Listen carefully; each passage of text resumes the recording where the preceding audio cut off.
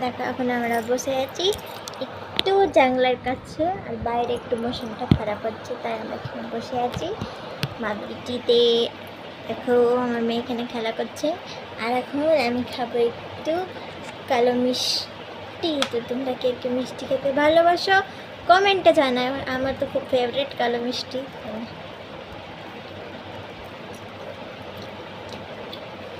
এখানে আমার মেয়েও খাবে, দেওয়া চাইছে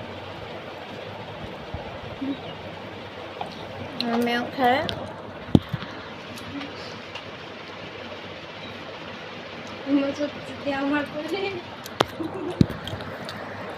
আমার মিষ্টি খেয়ে নিচ্ছি।